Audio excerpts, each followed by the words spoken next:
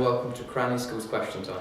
My name is Alex Curtis, and debating tonight's topics on my left, Hugo Moxey from the Armed Forces, Emily Coleridge, from a peace campaigner from CND, and on my right, Peter Thompson, from RUBI, a government think tank.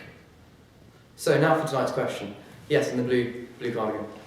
Should the military be spared from the current government cuts?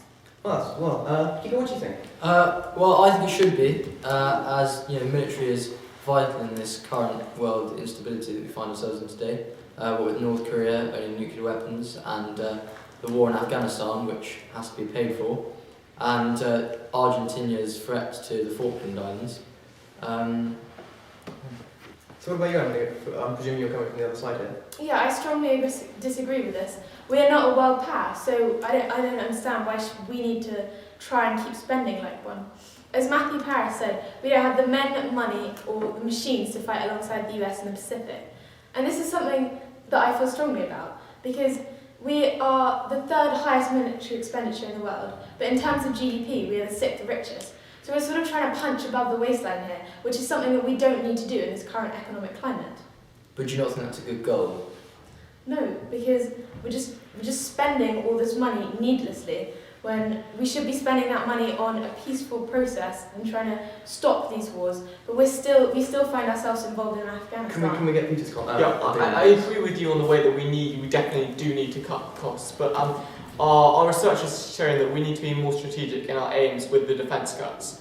For example, I think Trident has definitely become outdated. We need perhaps a land-based nuclear deterrent. We need to address issues such as cyber terrorism, which has become even more prominent over the last few months. So I definitely think we need defence cuts clearly because of the economic situation, but we just need to be more strategic and have clearer aims. I just want to say something about the nuclear disarmament. This is something that is quite key. I think we need to get rid of Trident. We don't need to put all this money into nuclear warfare. We can put money into a peace process and stop all this building up of nuclear weapons that is getting quite serious. But in order to implement our peace process, we need nuclear weapons to back up. That is not a peaceful process, I'm sorry. No, I think what we do need is for some countries, particularly Iran and North Korea, they're not going to approach Britain in a kind of a rational way. They're going to need a deterrent to come to the peace table. Hugo, what do you think? Yeah, we have to keep our nuclear military capabilities, otherwise we lose our seat on the UN Security Council. We can't implement your peaceful views if we're not on that council, can we? Hugo, I think you've raised quite an important point there about NATO. What do you think about NATO and our keeping our seat on it? We need to cooperate with other countries, like the Anglo-French sharing of aircraft carriers is something that is not quite what I see, but it's sort of this cooperation in a peaceful way is a way to save money. I mean, we can save all this money and spend it on other things which are troubling this country. Hugo, can I just get Pete's opinion on this? I think NATO is definitely an important issue in the world. The problem with the defence cuts as they stand is that Hillary Clinton said that the defence cuts would compromise Britain's position on NATO and weaken it. And as NATO hasn't had the power it does, I think this is definitely an issue which needs to be dealt with. I mean, we need to work together with the US on things like North Korea, and I agree with you on that.